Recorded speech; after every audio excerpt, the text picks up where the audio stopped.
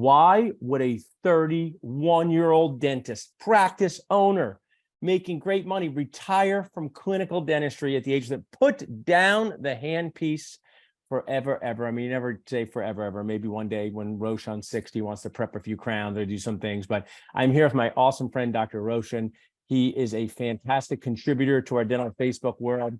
Like the real world, Roshan, we may have to drown out the noise of my golden doodle at some point. But share with our Nacho audience a little bit about why you are retiring at the age of 31 from clinical dentistry. And I'll be right back with the golden doodle. You talk to them.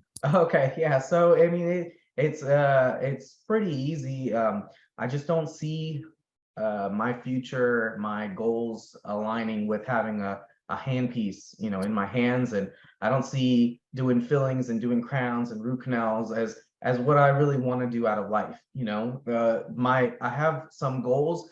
One of them was to set up my own financial freedom, which I did, but also to set my kids and future generations on a path that would be like an incredible step up over someone who doesn't have that kind of opportunity. So I'm working on kind of legacy now. The other thing is will continue to use, there's the golden doodle. Tilly's here. Yeah, Tilly's here. I will continue to use my license for charity and volunteer dentistry. So like in July, I'm going to Jamaica for a week for a dental mission trip. I went as a dental student, and now I'm going back with the same school, Nova Southeastern, and going as the professor there. So like I still want to do dentistry, but only like not really for a for-profit method. It's like more just let's help people out, and kind of on my own terms. And then if I can make, or actually I've exceeded my dental income in real estate, there's no reason to not design my life to live it exactly how I want. So, my wife and I are avid travelers. We're going to go travel the world. We're going to try to create some kind of legacy, grow a family. There's a lot of things that I can see. I think it's awesome, Roshan. There's so many things I want to bring in. I'm a big fan of this guy, Gary Vaynerchuk. He's a both and instead of an or but. So, when I was doing this live today and people were sometimes getting all worked up, why would someone retire? Do they hate dentistry? First, I want to pause. It means dentistry is pretty cool that it allowed you to do this. Would you agree? Yeah. I mean, you chose a profession that allowed you to make over $300,000 a year consistently. Is that fair to say? Not my first couple of years, but definitely these last couple. As an owner, as a practice owner. As a practice owner, the last couple of years, over 300 for sure.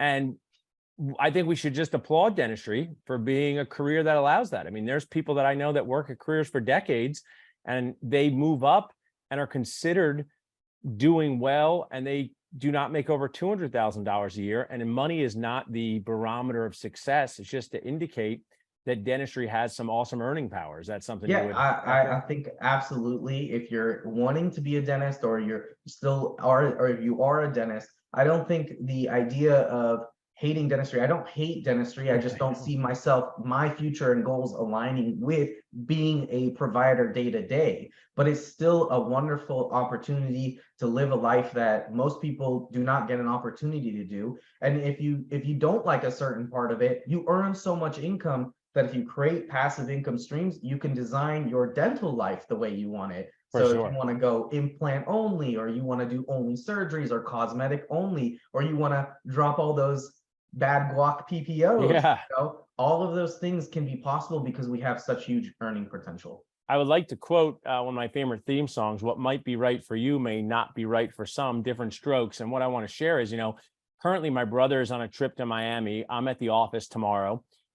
Dentistry has afforded us both the ability to do flexible things in our lives. I'm glad I became a dentist. I'm glad I worked with my dad, and I would have a hard time recommending it to my daughters for a few reasons. One, the pandemic has taught me, Roshan, probably real estate, that if you have to be shoulder to shoulder or 6 inches away from your customer to make money, it's a very vulnerable career, in my opinion. It's a vulnerable thing. Secondly, the training in dentistry, I think, I might not have realized it when I went through it, could be very difficult / toxic at times. So those are things. They came to me and said, hey, Dad, my dream is to be a dentist. I wouldn't stop them. But that's my end world for this. And I think you live in this end world. To create some value for the listeners at Nachos and the viewers, let's start where you are now and go backwards and says, you are at a place now where you have created passive income that rivals your dental income.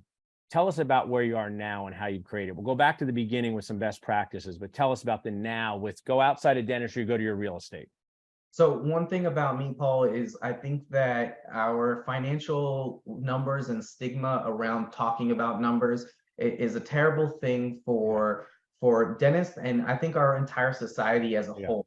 In Asian cultures, man, they drill you. Like if you try to marry an Asian woman, the parents are gonna drill you on, Yeah. hey, how much do you make? Like, Yeah. will you be able to provide? Like that's so important. And so numbers are, at least in my culture, numbers are very open, and I think that's something that should be embraced. So I'll be very honest. I'm expecting next year to make about 500,000 from non-dental income, and Okay. that's going to be from commercial real estate, from single-family houses, from hard money lending, and then I make a little bit from my Facebook group as well, and And the conferences that we do as well. what I think I want to applaud you, Roshan, in that you excitedly post, kind of like a dentist with cases, right? I got this deal, or I've seen you do text where somebody turned down your initial offer and then they came back, and you were out there sharing with the community at large at no cost. I know you have things that cost money. We can talk about your conference and things like that, but all of us, Dental Nachos, what you do, so many people do. The Ripe Global are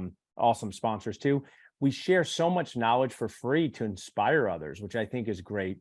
If somebody's kind of popping by this, give them something sort of a pay attention to this, right? I mean, I love the pay attention to this. If someone says, one day I don't want to be in the operatory full time, I'd like to have another income stream, what should they pay attention to now?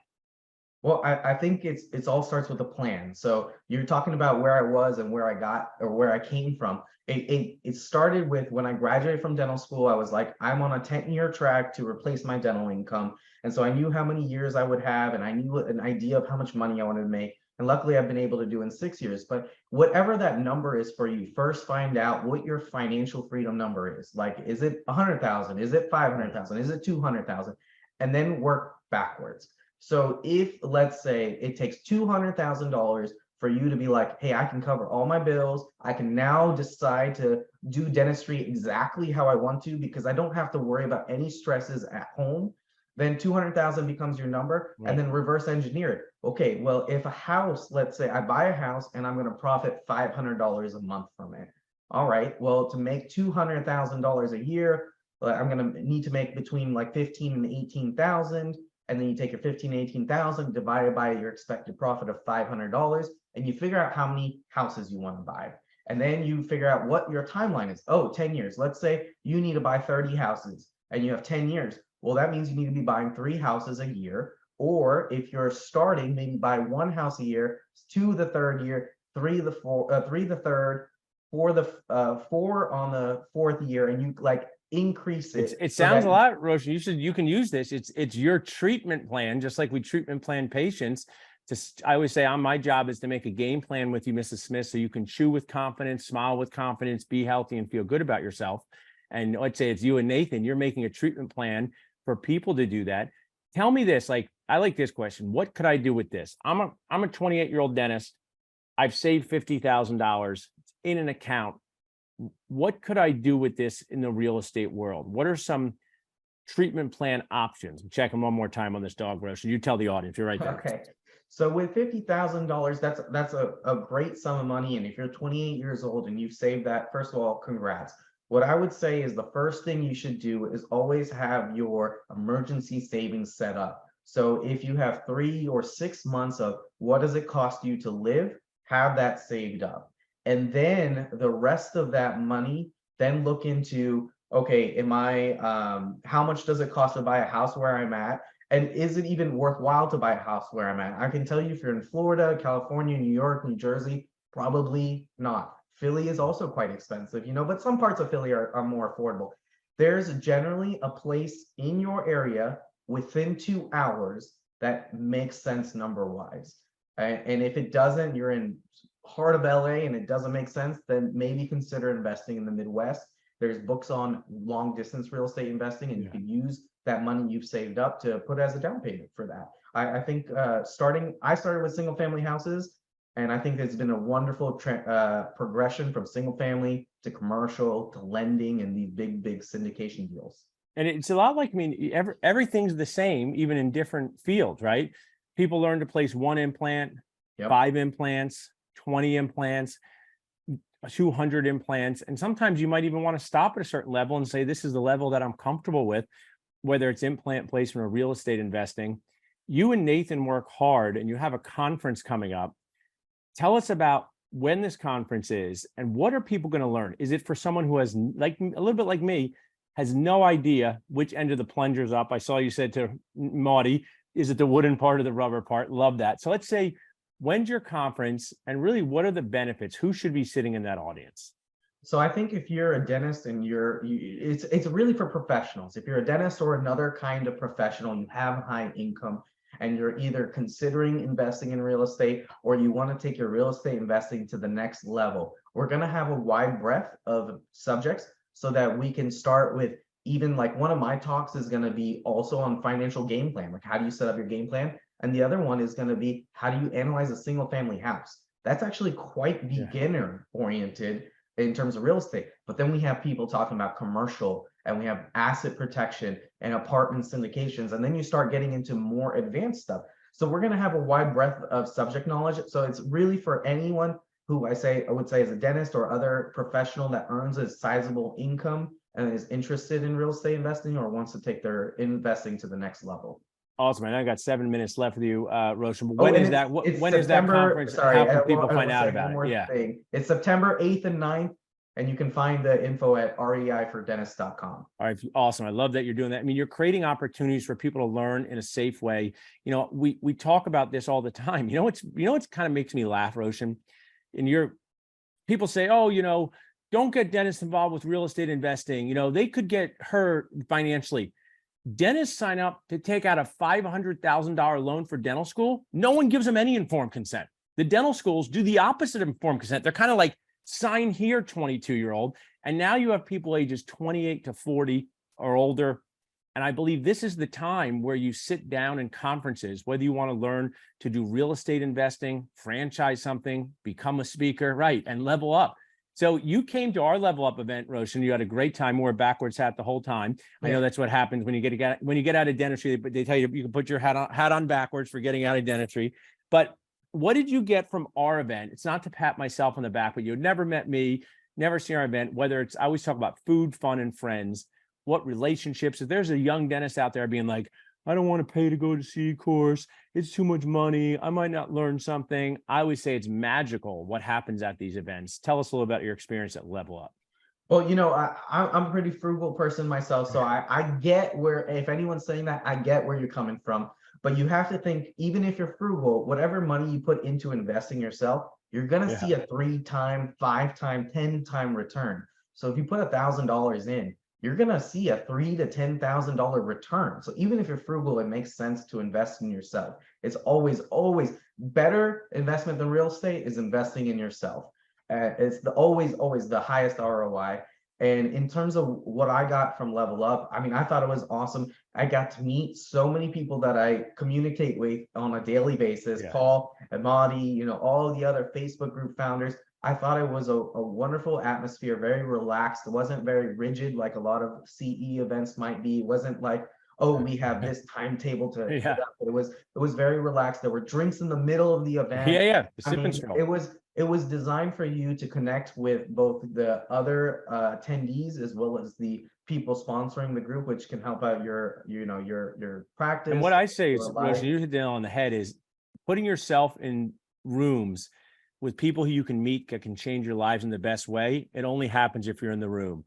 Even with the expansion of Zooms and FaceTimes, there's still some really amazing things that happen when you're having a glass of wine, a coffee, food with people, someone. And really this is, I just kind of was thinking this, it's the for my event, Roshan, it's the me factor. For you, it's the your factor. It's the host being like, oh yeah, that's my friend. He's my friend from dental school and he wants to get into investing. And I only thought of it because you and him were in the same room together. And I just want to encourage people that to continue to go to face-to-face events.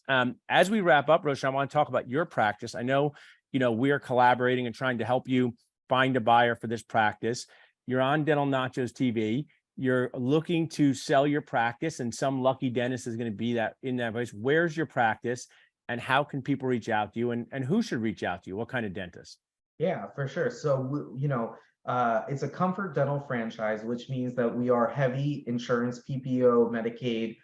We have some fee for service driven. We don't take HMOs, but you're going to do bread and butter dentistry all day long, fillings, extractions, cleanings, implants, bridges, crowns, everything under the sun. You're going to essentially do it.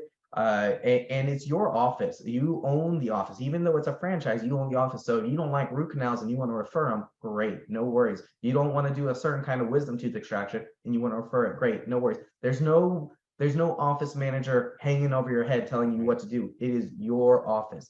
They set up the platform, and then it's up to you to extend on it and to work on it. And so I earn in my dental office. I'm expecting to earn about 400 to 450, somewhere in that range this Awesome. year. So if that sounds like a good purchase for you, if that's a good income. I live in Oklahoma City. Cost of living is extremely low, so you can earn a lot of money, pay little in taxes because you're an owner, and also invest a ton and get a bunch of real estate because the prices here are still very affordable. If that sounds like an awesome opportunity for you, then hit me up. Best place to find me is on Facebook. Awesome, Roshan. Well, I appreciate you jumping in. I know you're going to go to your next passion, pickleball. My friend loves pickleball. Is it like racquetball? Is it tennis? What is pickleball? It's kind of like a cross between tennis and ping pong, I think. Yeah, so Oh, I gotcha. play a lot of tennis, and pickleball is what my friends are playing. So I'm just happy to be able to be social instead of going to tennis drills all the time. I like that. Well, stick around for a minute here. Dental Nachos crew. This is what we do. We bring things to life for you at Dental Nachos. The more we share, the more we care, the better dentisting world we'll build together. Thanks so much, Roshan. Thank you.